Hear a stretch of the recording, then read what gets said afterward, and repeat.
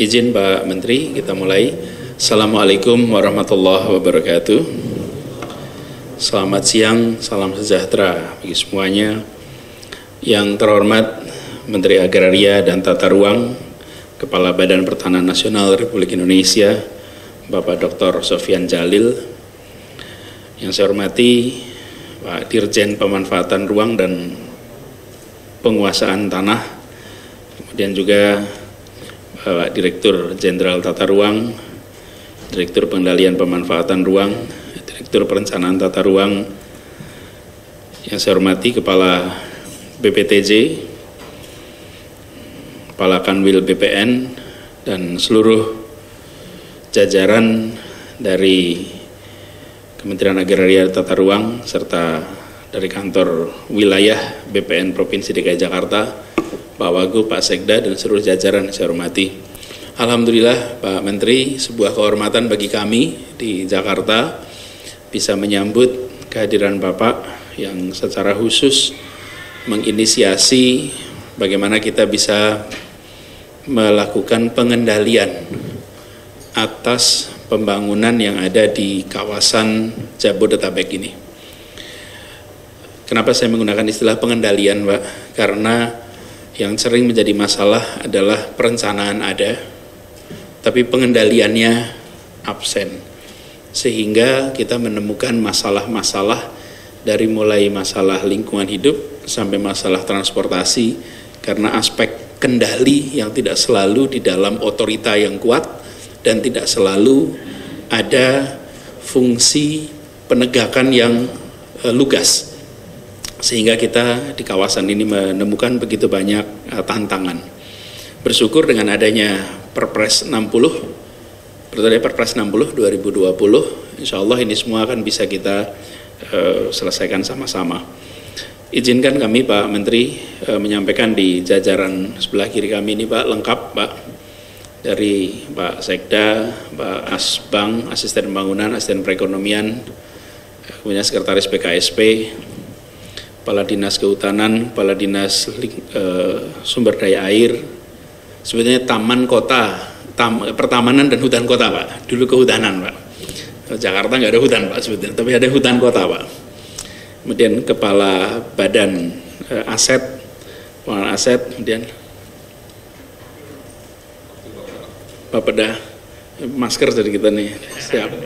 Kemudian para wali kota, ada Wali Kota Jakarta Barat, Kepala Citata Pak Tata Ruang, kemudian dari Jakarta Pusat, Jakarta Timur. Jadi mana lagi ya, sudah lengkap kira-kira Pak. Jadi kami menyambut baik dan nanti mohon berkenan Bapak memberikan arahan bagi kita semua. Selanjutnya kami silakan kepada Pak Menteri untuk menyampaikan, silakan Pak. Terima kasih Pak Gubernur, Pak Wagub, Pak Sekda, dan seluruh aparat pejabat Pemda DKI, kawan-kawan saya dari ATR BPN. Assalamualaikum warahmatullahi wabarakatuh. Pak Gubernur, hari ini kami adalah bagian dari roadshow, bagian dari untuk saling kenal, walaupun sebenarnya kita sudah kenal lama, semua sudah kenal, tapi ada Perpres 60 ini yang ada nuansa baru dan kelihatannya paling sedikit dari di depan kelihatan bahwa Kepres ini banyak mencoba mengadres hal-hal yang selama ini kelihatannya karena kelembagaan, karena apa, sehingga kurang efektif. Oleh sebab itu Perpres ini mencoba mengoreksi gitu Pak. Kemudian Perpres ini menugaskan saya sebagai Menteri ATR dan Kepala BPN untuk menjadi ketua. Nanti kita akan lihat strukturnya lebih lengkap. Kemudian saya berpikir pengalaman selama ini, pertama Pak Gubernur, ada hal yang sangat positif setelah tata ruang bersatu dengan ATR BPN, dengan BPN. Karena ini adalah mengatur masalah, kalau tata ruang diatur pada kebijakan tata ruang, BPN mengatur masalah tanah. Selama ini juga banyak masalah gitu. Karena BPN kemana jalan sendiri, tata ruang jalan sendiri. Apa yang diinginkan tata ruang karena terkendala oleh rezim pertanahan. Nah, oleh oleh sebab itu kita lihat bahwa dengan beberapa perbaikan institusi, dengan keterbatasan yang ada, kita bisa menghasilkan hasil lebih banyak, lebih baik. Jadi Pak Gubernur, kita lihat misalnya dari struktur Perpres tersebut adalah penyediaan ruang bagi pengembangan ekonomi, pusat aktivitas pokrotan 61 metropolitan terpadu dengan mempertimbangkan aspek keberlanjutan lingkungan. Nah, kalau kita lihat Bapak, isu strategis yang mencakup Jabodetabek Punjur, barangkali ini main isunya, kemacetan, kawasan kumuh dan bangunan liar yang terjadi di seluruh kawasan, kemudian masalah banjir yang terutama sangat efektif adalah Jakarta, tapi juga Bekasi, juga Tangerang mulai, kesediaan air bersih, sampah dan sanitasi, kemudian masalah penataan pantai utara.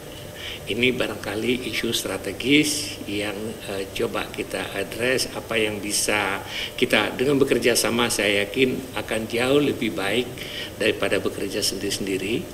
Nah, dengan koordinasi yang baik, insya Allah barangkali kebijakan perencanaan jauh lebih baik dari hulu, tengah, dan hilir.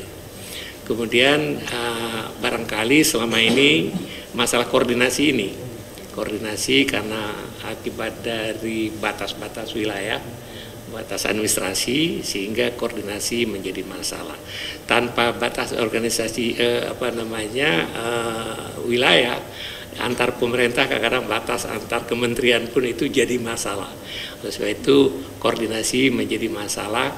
Saya pernah jadi Menko Perekonomian, saya melihat bahwa kalau kita tidak mengubah secara terstruktur tentang kelembagaan negara ini, nanti Menko sekarang udah 4, suatu saat nanti akan perlu Menko yang mengkoordinir Menko. Karena begitu kita bekerja dalam kotak-kotak, kotak-kotak artifisial karena birokrasi, karena perpres yang beda satu sama lain. Di daerah tentu juga karena persoalan kelembagaan, isu antar wilayah, sehingga koordinasi menjadi isu yang strategis. Barangkali kami menyediakan diri Pak Gubernur untuk menjadi good office untuk bagaimana mempertemukan antara aspirasi yang ada. Mungkin karena kami tidak punya wilayah, barangkali akan lebih mudah memerankan sebagai role sebagai good office ini. Jadi koordinasi dan penyelesaian isu strategis yang Perpres memandatkan. Kemudian memerlukan suatu lembaga, Perpres mengatakan sebuah lembaga koordinasi pengelolaan pengawasan kota Jabodetabek Punjur. Lembaga ini nanti akan kita putuskan Pak Gubernur, apakah namanya lembaga ataukah namanya badan. Ya.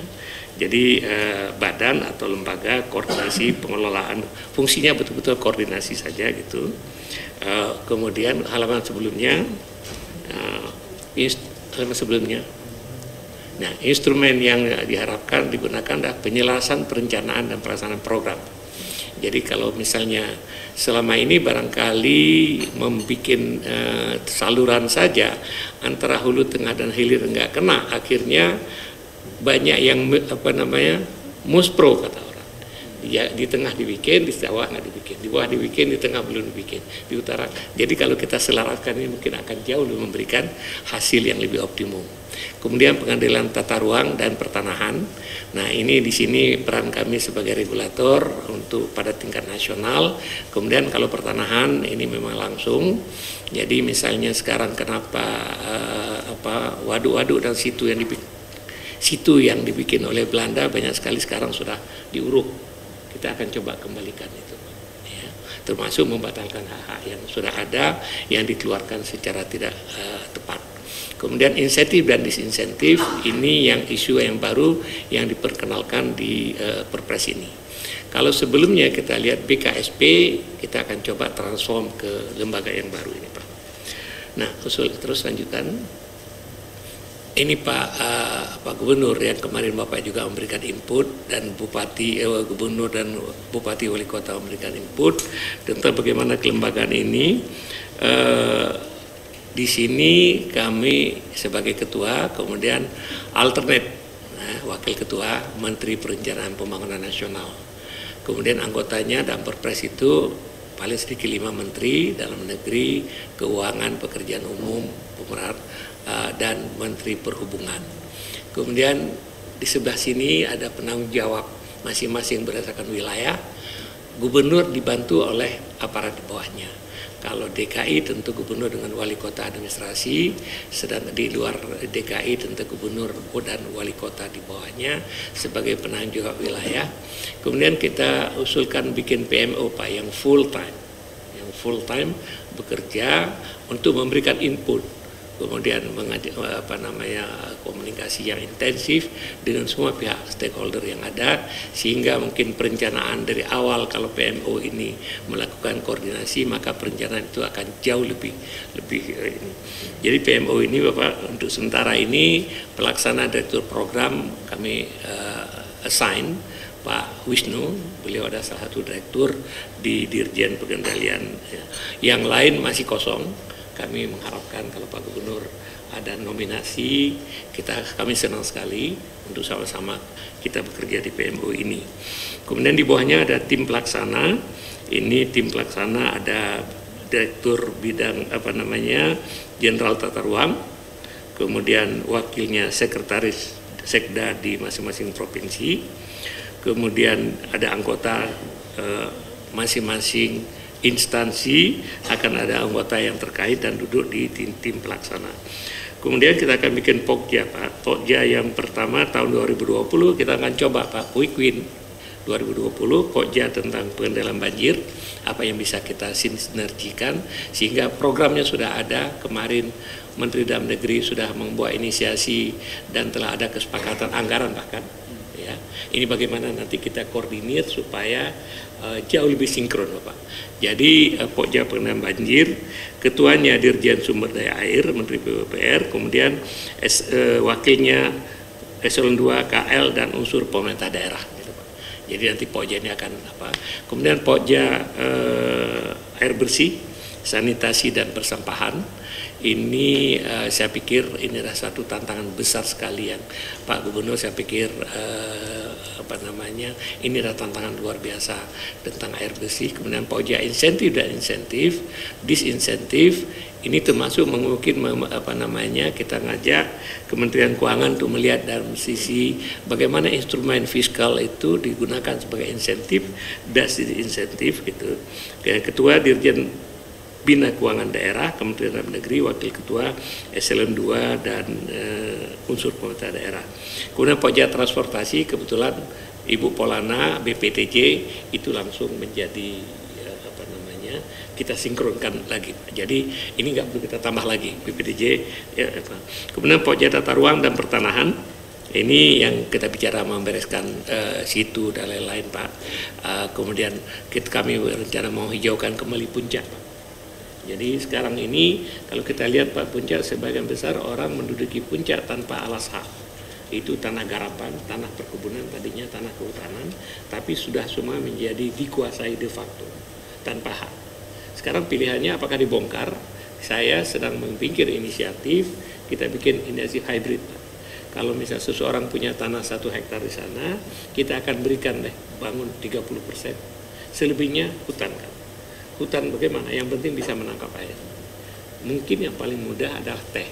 Kalau misalnya untuk jangan mengganggu view, ya ditanam teh, kemudian digunting, ya, sehingga tidak mengganggu view. In return kita berikan ke mereka hak pakai. Jadi kita akui haknya. Daripada sekarang mereka itu sebenarnya sangat vulnerable karena tidak ada hak. Ya. Jadi ini kita akan coba Pak, beberapa. Kita coba dulu quick win dalam hal ini. Kalau kita bisa hijaukan Puncak, mungkin apakah 30%, 40% itu akan sangat mengurangi beban air yang overflow ke Jakarta ini Bapak.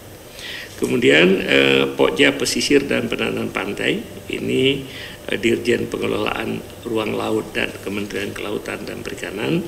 Ini tentu dengan di sini terutama ada yang paling concern, paling terkait adalah Gubernur DKI dan pejabat di DKI, walaupun penataan pesisir dan pantai utara ini juga di Bekasi dan di Tangerang, ya, di Tangerang. Tapi untuk tahap ini yang pertama kita akan coba Pak Quick Win tahun 2020 yang 3 ya pertama ini Pak. Ini tentang struktur PMO Pak Gubernur, struktur PMO ya. Jadi lembaga itu koordinasi, kemudian ada tim pelaksana, kemudian direktur program ini kita harapkan akan jadi full time betul-betul Pak. Bahkan PMO ini kita rekrut profesional dan kita bayar standar profesional. Ya. Jadi kita sudah banyak PMO yang lain yang kita bisa bayar dengan profesional.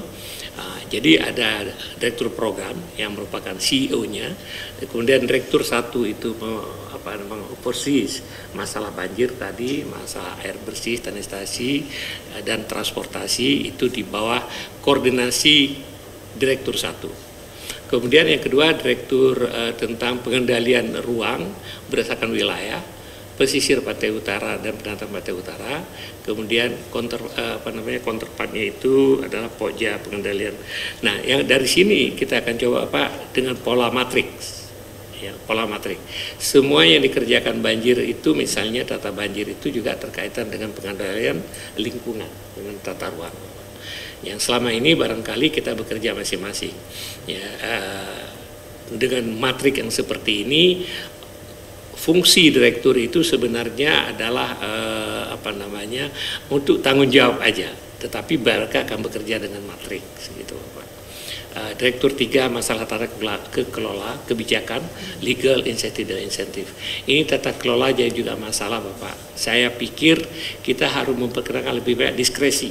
Sekarang ini tanpa diskresi itu yang sangat merepotkan. Ya. Karena kita ini memang Pak Anies, Pak Gubernur, saya syukur di pernah sekolah Fakultas Hukum. Ya. Jadi hukum di kita ini pengaturannya itu berdasarkan undang-undang pokok pasal-pasal. Ya. Sehingga kita tidak fleksibel. Sedangkan tren sekarang itu ya sebenarnya fit for purpose.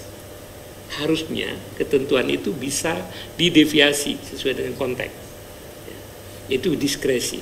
Nah, diskresi kita dulu pernah dibikin undang-undang administrasi publik, administrasi pemerintahan. Ya. Tapi waktu itu tarik menarik karena zaman Pak SBY tarik menarik terutama dengan ini sehingga diskresi itu pasalnya ada bahwa pemerintah pada semua lini boleh membuat diskresi untuk kepentingan umum, untuk kepentingan mendesak, bla bla bla bla bla. Tapi ditutup dengan sesuai dengan peraturan yang berlaku. Matilah. Justru peraturan berlaku yang kita ingin simpangin. Nah, sekarang ini diskresi ini kita masukkan secara ketat sekali dalam undang-undang RUU Cipta Kerja. Jadi supaya Pak Gubernur, Pak Wali Kota nanti Bapak bisa membuat diskresi ya, atas kondisi setempat. Ya, konsep fit for purpose. Jadi oleh sebab itu Pak di Pokja ketiga ini tata kelola kebijakan. Jadi kemudian aspek legal, insentif dan disinsentif kita masukkan di sana. Kemudian itu akan disupport oleh IT, GIS expert. Kita akan upayakan Pak Gubernur nanti kita gunakan ini pendekatan HIT, holistic, integrated, thematic, spatial. Jadi seluruh Jakarta, Jabodetabek, Punjur ini kita akan bikin dalam bentuk digital. Ya, sehingga bisa kontrol ada operation room nanti yang Pak Gubernur bisa melihat setiap saat, bisa memberikan input gitu. Kemudian ini ada procurement spesialis barangkali untuk membantu, walaupun banyak procurement nanti akan dilakukan di masing-masing wilayah. Ya. Kemudian legal spesialis, public relation dan communication spesialis, kemudian general affairs dan ini. Jadi jalur hubungannya adalah ke PMO ini semua orang punya akses, ya, semua orang punya akses, Gubernur punya akses, kita ini semua punya akses. Kalau dilihat di depan di sebelumnya pimpinan wilayah, jadi PMO ini kita bikin sefleksibel mungkin, walaupun dia bertanggung jawab kepada ketua lembaga, kepada menteri, tetapi Pak Gubernur semua punya akses kepada PMO ini. Kemudian berikutnya.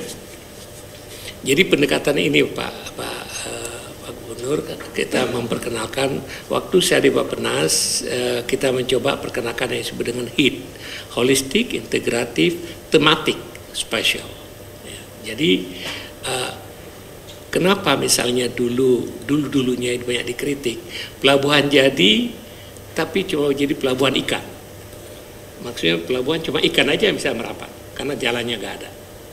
Sawah dibikin, setelah dibikin dicetak nggak jadi karena nggak ada irigasinya. Nah, dengan pendekatan HIT ini, insya Allah Bapak, coba misalnya isu strategis, contoh katalah banjir, itu terlibat banyak sekali banyak pihak, ya, infrastruktur, PU, kemudian perhubungan, perencanaan ruang BPN, kemudian pemerintah daerah dengan pengendalian penata ruang BPN juga ada di sana, penganggaran instrumen Pemda juga ada, pengelolaan keuangan. Jadi pendekatan seperti ini kita harapkan Bapak, ya. Nah, bentuk kerjanya seperti ini, bagaimana kita duduk satu meja, bahkan nanti kantornya Bapak, ya, bahkan kantornya nanti Bapak ini kita duduk satu meja, ya, semua KL yang terkait membicarakan satu masalah sesuai dengan HIT ini, isu strategis ini. Bahkan di kantor itu nanti kantornya terbuka, direktur-direktur punya space di pojok aja, yang lain terbuka Bapak, untuk mereka lebih banyak, ya, banyak ini, sehingga nah bahkan kita akan libatkan ini Pak, SCRO, ya. Karena apa, misalnya itu di Depok ada waduk, ada situ, itu ada penyintas situ Pak. Dia yang mengamankan situ itu. Orang menguruk mereka amankan. Ini kita harus gerakan. Selama ini keterlibatan CSO kelihatannya masih kurang. Dengan koreksi ATR BPN bertindak sebagai fasilitator Pak. Kita akan benar-benar berupaya menjadi fasilitator. Kalau pengalaman saya rasanya Pak Gubernur, Pak Wagub, untuk kemampuan fasilitator dan cukup baik, alhamdulillah. Kalau GAM aja bisa difasilitate, masa sih antar KL kita nggak bisa gitu ya. Jadi berikutnya, ya, itu strategi yang sudah kita lihat ini bagaimana isu hulu, tengah dan hilir. Ya. Ini kita akan coba sesinkron mungkin, Bapak. Sesinkron mungkin di puncak, di tengah dan di bawah ini. Karena kalau enggak Pak Gubernur kerja apapun di bawah ini, kalau di atas itu tidak ditangani secara proper, akhirnya itu muspro, capek, anggaran habis, ya. Oleh sebab itu barangkali nanti kita perlu pikirkan mana anggaran yang lebih efisien. Apakah Bapak kerjakan di sini ataukah Bapak alokasikan ke hulu, ya, yang cost benefit, ya, yang paling memberikan dampak. Tentu masalahnya sekarang ini masalah politik dan DPRD. Tapi kalau Pak Gubernur dan kita sudah sepakat, ya kan, kalau ke bahasa Aceh orang mengatakan kalau sudah sepakat kuburan pun kita gadaikan nggak apa-apa. Gitu. Ini terjemahan bahasa Indonesia aja kalau kita sepakat ya. Jadi sebab itu kalau kuburan DKI digadaikan nggak bisa itu. Jadi, nah dengan begini Pak, sinkronisasi ini akan di work out di KPMO, mana kita sepakatin Bapak. Kemudian cara negosiasi, bahkan saya bilang kenapa saya datang ke sini Bapak. Saya tidak pernah merasakan jadi menteri dan tidak pernah merasakan tidak jadi menteri. Oleh sebab itu saya nggak ada beban apapun. Kalau perlu nanti negosiasi dengan DPRD DKI saya siap Pak. Pergi kalau misalnya perlu. Tapi walaupun itu unlikely. Itu misalnya ya. Jadi dengan pendekatan seperti itu kita akan mencari di hulu, tadi di tengah kita akan membereskan waduk, kemudian di hulu kita akan hijaukan itu dan kita akan bikin tim. Ya, saya bayangkan Pak Gubernur, kita akan minta polisi, akan minta tentara untuk mengamankan di puncak itu, Bapak. Kita hijaukan, mungkin target tahun ini berapa dulu. Ya. Siapa kalau Bapak punya villa, tawarkan, bilang kepada saya berapa luas. Kita berikan hak, tapi syaratnya 70% harus dihijaukan untuk menangkap ini. Ya, jadi itu misalnya menjadi test case dulu kalau Bapak punya. Ya kan? Nanti daftar aja gitu. Saya nggak akan kasih itu Pak Gubernur kok. Ya. Terus, nah berikutnya, nah Pak Gubernur ini komitmen dan peran serta pemangku kepentingan yang kita harapkan seperti ini ya. Jadi di mana ATR BPN mempunyai peran, Kementerian PUPR mempunyai aturan, peran KLHK, kemudian Bappenas, semua ini dan pendekatan HIT tadi supaya kita tanggulangi banjir itu betul-betul secara terintegrasi. Termasuk kepolisian, BNPB. Jadi masing-masing kita ini di work out di dapur PMO. Kemudian kalau kita sudah sepakat, kemudian saya pikir persoalan administrasi, persoalan APBN itu kalau nanti misalnya diskresi sudah ada, maka bisa dipindahkan dari satu mata anggaran ke mata anggaran yang lain, yang mana yang paling mendesak. Ini pendekatan ini akan kita coba. Saya pikir Bapak ini perlu waktunya aja. Kalau satu proyek sudah jalan, yang lain akan mudah sekali kita jalankan. Terus ini tentang anggaran ini Bapak. Di sini kita MOU kemarin sudah ada yang MOU antar yang diprakasi oleh Pak Menteri Dalam Negeri. Saya sudah lapor ke Pak Menteri Dalam Negeri bagaimana ini kita akan jadikan test case. Anggarannya sudah tersedia kemarin dikomit 35,9 triliun yang akan dianggarkan oleh pemerintah pusat itu sekitar 17-18 triliun. Kemudian DKI sendiri 13 triliun, itu sudah yang dikomit kemarin dengan Menteri Dalam Negeri. Kemudian Pemda lain 4,4 triliun. Dengan 35 triliun sampai 2024 ini Pak, kita akan coba, ini anggaran sebelahnya, pengadaan tentang pengadaan tanah dan sumber daya air, anggaran yang sudah ada ini semua dalam kesepakatan. Bagaimana kita coba lakukan Bapak. Misalnya pengadaan sumber tanah, pemeliharaan dan pemohonan revitalisasi waduk, situ, embung, dan kelengkapannya. Ya. Kemudian pengelolaan pompa, ini pompa ini juga mungkin nanti Pak, barangkali bagaimana kita bikin sebuah sistem yang sentralisir, mungkin pompanya Kementerian PU, kemudian pompanya Pemda DKI, pompa yang ada di kota, di administrasi ini. Kadang-kadang yang jadi masalah adalah karena bosnya banyak, tidak sinkron. Ya. Kalau mungkin ini Bapak nanti kita coba pikirkan bisa nggak kita outsourcing aja. Ya. Semua pompa itu kita paket, kita outsourcing, serahkan kepada pihak ketiga dengan KPI yang jelas. Sehingga masalah kepemilikan menjadi tidak, itu maka perlu perubahan regulasi dan kebijakan yang saya sebutkan tadi Bapak. Kemudian penanganan air bersih dengan pekerjaan kontrak misalnya dan perorangan ya, badan air ini mungkin juga kita pikirkan nanti Pak. Bagaimana tentang masalah kebersihan ya, kebersihan.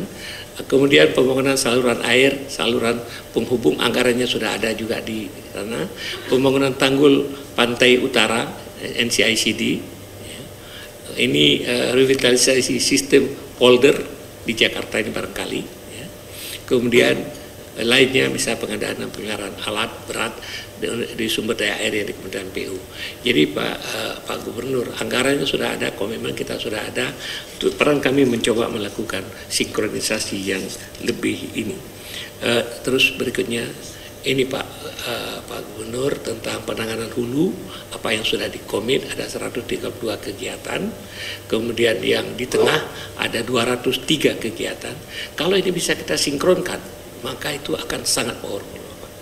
Kemudian di bawah hilir ada 249 kegiatan. Kemudian ini di DKI ya, yang 45 kegiatan prioritas DKI yang wilayah banjir ini. Ini juga sudah dimasukkan di dalam komitmen kemarin Pak. Berikutnya sedikit lagi. Nah ini tentang ini Bapak, tentang apa yang kira-kira PMO memantau dan mendukung program prioritas. Ya. Jadi Sodetan Ciliwung misalnya apa kendalanya sekarang. Jadi kalau revitalisasi Ciliwung ini ya, bagaimana misalnya idenya Pak Gubernur tentang istilahnya naturalisasi itu bisa kalau misalnya kita coba dulu 1-2 tempat Pak, nanti kita koordinasi dengan BPN tentang land consolidation di Jakarta.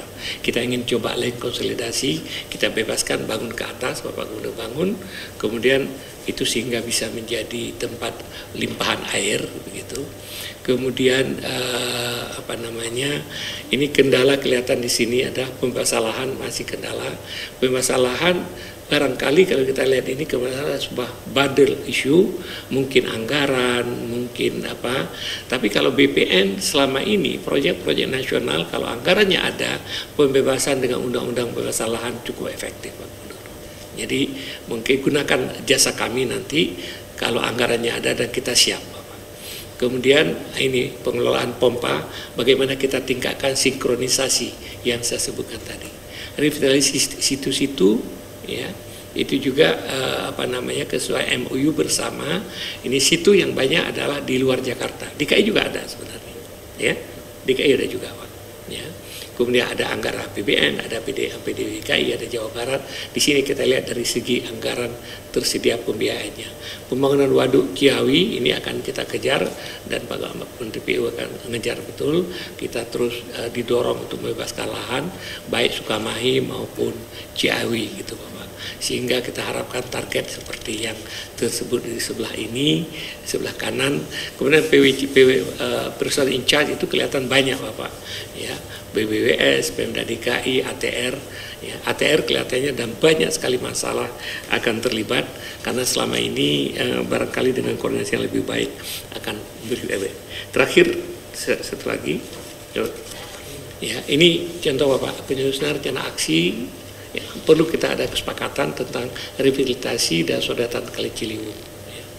Revitalisasi Sungai Ciliwung, apapun namanya, apakah versi Kementerian PU atau DKI, tapi substansinya adalah sama, kendalanya sama, yaitu pembebasan lahan. Ya. Nah, bagaimana kita gunakan nanti bagi kami tidak ada masalah, Pak. Yang penting kita siap mendukung dari BPN. Kemudian sodetan Ciliwung ini kelihatannya sudah oke, Pak.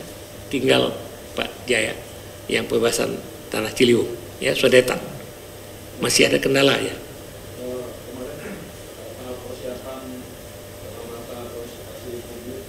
Oke.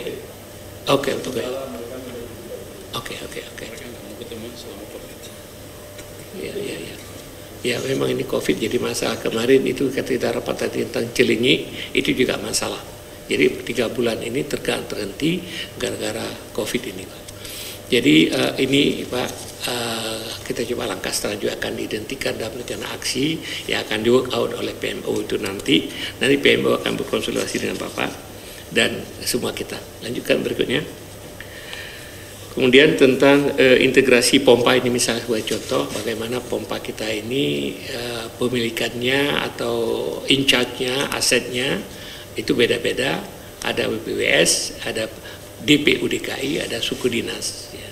Ini kalau bisa nanti kita pikirkan bagaimana sistem sinkronisasi yang workable sehingga seluruhnya itu one single command.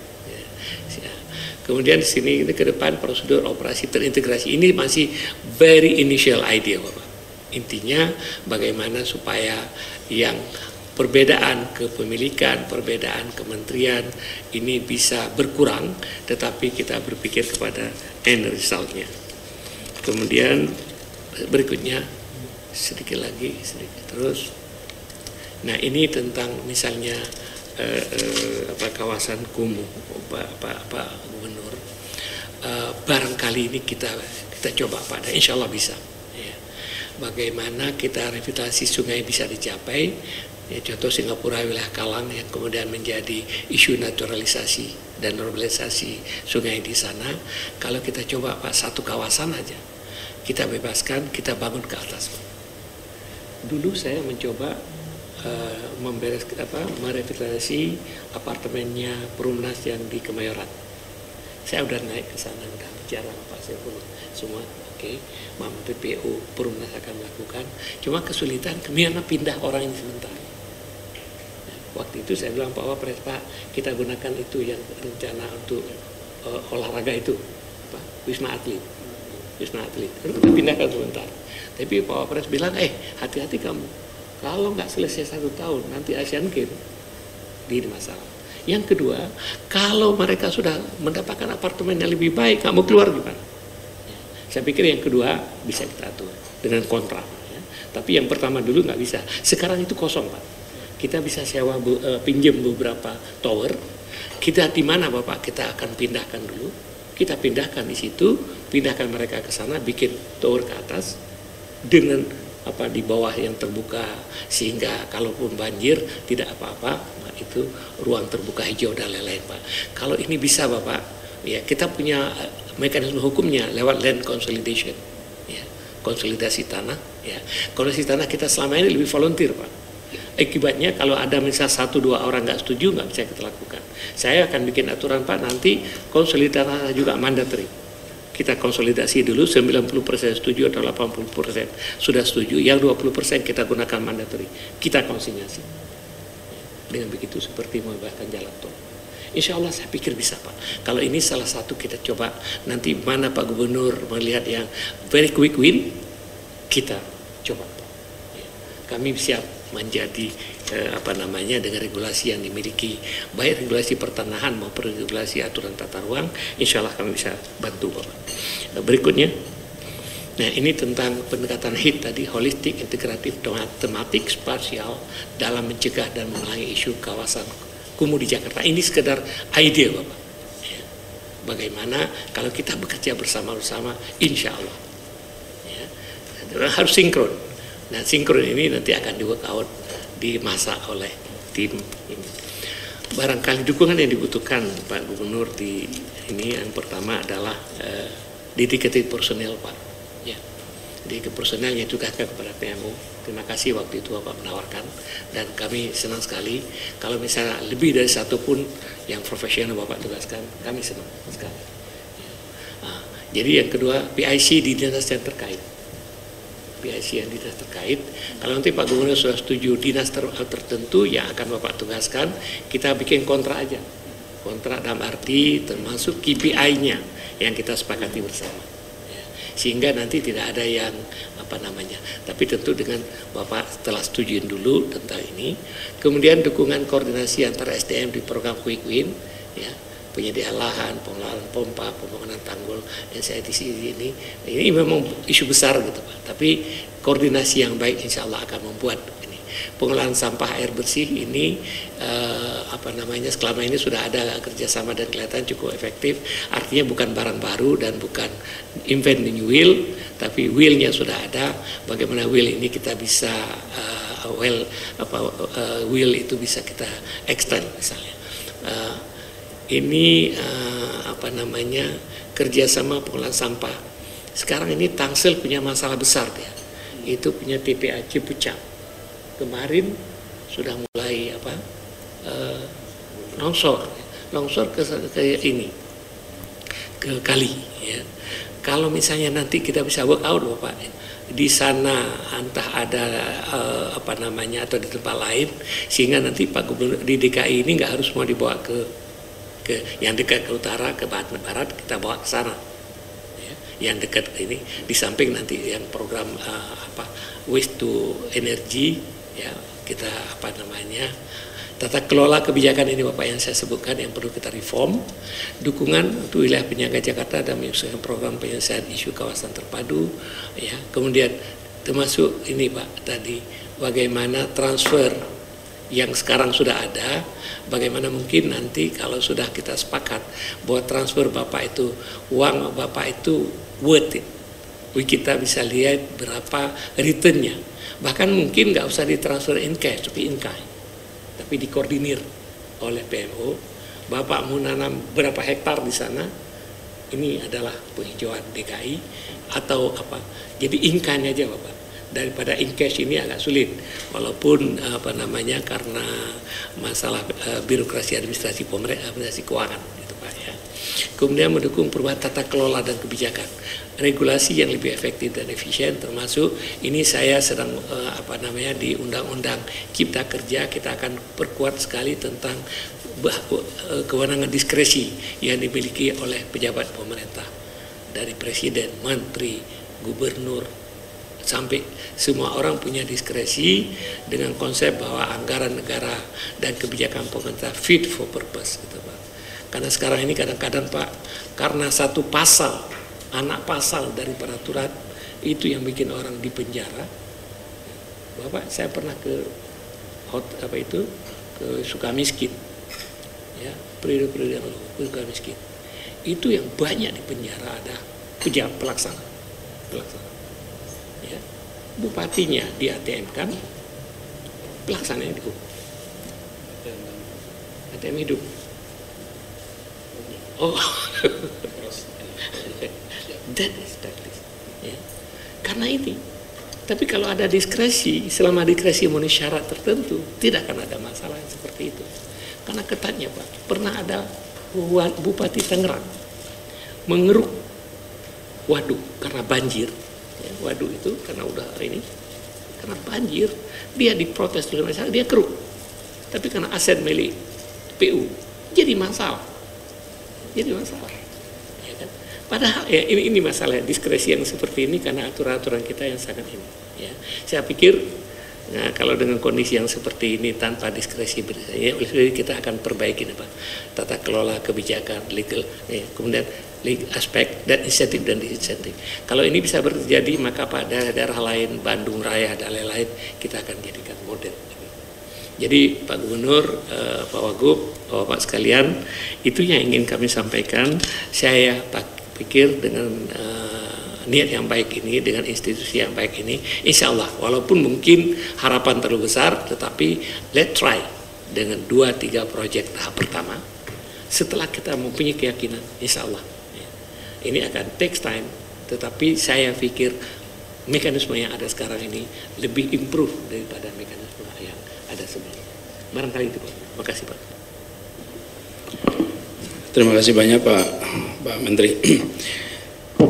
Kita punya harapan makin besar Pak, bahwa masalah yang sedang dihadapi di kawasan Jakarta dan sekitarnya memang harus diselesaikan secara interregion dan juga intersektor yang terkoordinasi dalam kendali yang kuat. Selama ini memang kita ada langkah-langkah itu Pak, tetapi komunikasi tidak kemudian diiringi dengan kemampuan fiskal. Fiskal itu fungsi dari otoritas. Kalau otoritasnya tidak ada, tidak bisa ngeluarin fiskalnya. Jadi saya rasa dari apa yang disampaikan tadi, kita punya harapan yang lebih tinggi lagi Pak. Dan ini Pak Sofyan memang unik Pak. Pak Sofyan ini hukum iya, sekolah PGA gitu. Betul ya Pak? Oh iya, sekolah PGA tapi PhD-nya International Finance and Market Pak ya. Betul Pak? Jadi tapi belajarnya PGA dulunya dan salah matematika Pak. Betul, saya selalu jadikan Pak Sofyan ini contoh. Saya udah permisi dulu sama beliau. Ini contoh, jangan pernah putus harapan. Apalagi ini lagi musim PPDB nih Pak. Kan rame di PPDB. Masuk sekolahnya nggak masuk favorit itu. Pak Sofyan ini dulu saya ingat persis. Apapun dikali 0 sama dengan angka tersebut. Betul Pak ya? Belajar matematika begitu. Baru tahu itu salah ketika kuliah Pak. Jadi baru itu berubah dan masih bisa dapat PhD International Financial and Market Pak. Jadi bagi yang hari ini nggak dapat PPDB harus optimis itu. Pak Sofyan, apa yang disampaikan tadi sudah banyak sekali dan kami kalau boleh Pak Sofyan, kami ingin menggarisbawahi barangkali beberapa isu. Kita nanti akan follow up. Tadi ada beberapa yang dari Pak Sofyan membutuhkan PIC dari kita. Kita akan atur dan secara kebetulan kalau boleh ditayangkan slide yang dari Pak Menteri. Itu pada bagian slide 18. Slide 18, insya Allah kita akan follow up ini Pak. Jadi penanganan banjir, pengolahan sampah, air bersih, sanitasi, kemudian tata kelola kebijakan legal, insentif dan insentif. Secara kebetulan Pak, ini berada di dalam sektor yang kita masuknya asisten pembangunan. Jadi nanti kami akan minta Pak Asbang, asisten pembangunan untuk menjadi contact person dari sisi kita untuk karena banjir di situ, pengolahan sampah, air bersih juga semua dalam satu sektor ini Pak.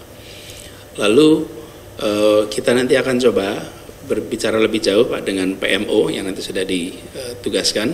Nanti tim kita juga akan bantu, ada Pak Amin di sana yang nanti akan komunikasi lebih jauh sama-sama returnee BRR. Jadi bisa ngobrol lebih jauh.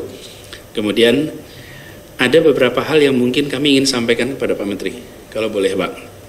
Jadi coba dipasang ininya, slide-nya, pasang ITV-nya.